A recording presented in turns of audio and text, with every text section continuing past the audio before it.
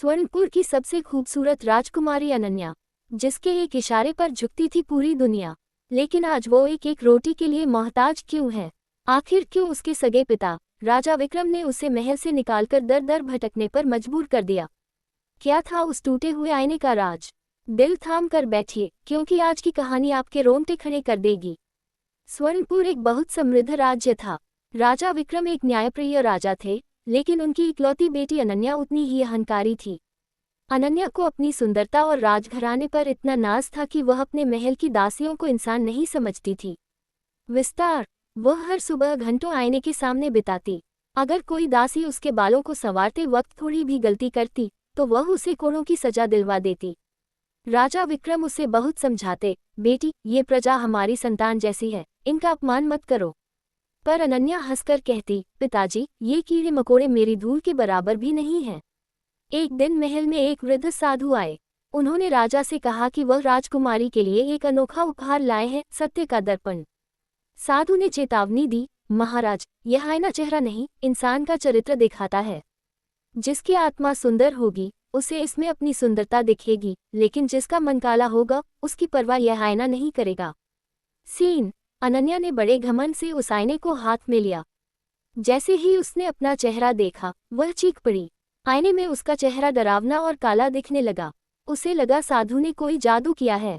उसने गुस्से में वह कीमती आईना जमीन पर पटक कर तोड़ दिया। आईना टूटते ही पूरे महल में सन्नाटा छा गया। राजा विक्रम ने देखा कि आईना टूटने के बाद भी अनन्या के चेहरे पर कोई पछतावा नहीं था, बल्कि वह साधु को अपमानित कर रही थी। संवाद, राजा विक्रम गरजते हुए बोले, बस अनन्या, आज तूने सिर्फ आईना नहीं, बल्कि मेरी मर्यादा भी तोड़ दी है।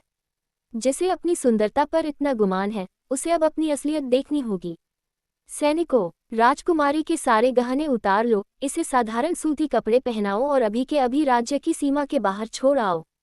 आज से मेरा इससे कोई रिश्ता नहीं। राजकुमारी अनन्या अब एक साधारण लड़की बन चुकी थी। नंगे पैर पथरीले रास्तों पर चलते चलते उसके पैरों से खून निकलने लगा। भूख के मारे उसकी जान निकल रही थी। भावुक सीन, वह एक गांव में गई और रोटी मांगी, लेकिन वहां वही दासियां रहती थीं जिन्हें उसने कभी सजा दी थी। उन्होंने उसे पहचान लिया और उसे धक्के देकर निकाल दिया। अनन्या को पहली बार एहसास हुआ कि अपमान कैसा महसूस होता है। वह उस टूटे हुए आईने के टुकड़े को सीने से लगाकर रोती रही।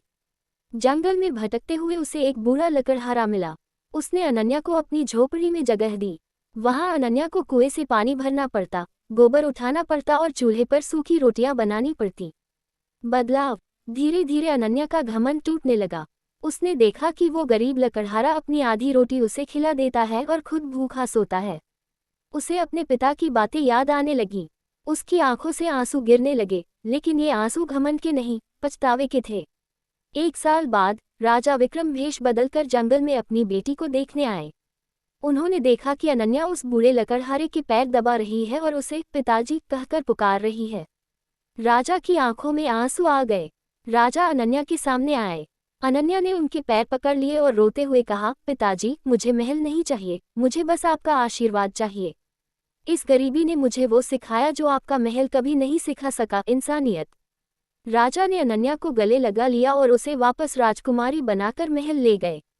पर अब वह अनन्या बदल चुकी थी। अब वह गरीबों की मसीहा थी। दोस्तों, याद रखना, दौलत, खूबसूरती और पद पोजीशन कभी भी खत्म हो सकते हैं, लेकिन इंसान का बर्ताव और उसके कर्म, एक्शंस हमेशा याद रखे जाते हैं। घमंड इंसान को अंधा कर देता है, और सच्चाई का आईना उसे एक दिन उसकी औकात दिखा ही देता है। अगर कहानी पसंद आई तो अपने दोस्तों के साथ जरूर शेयर करें।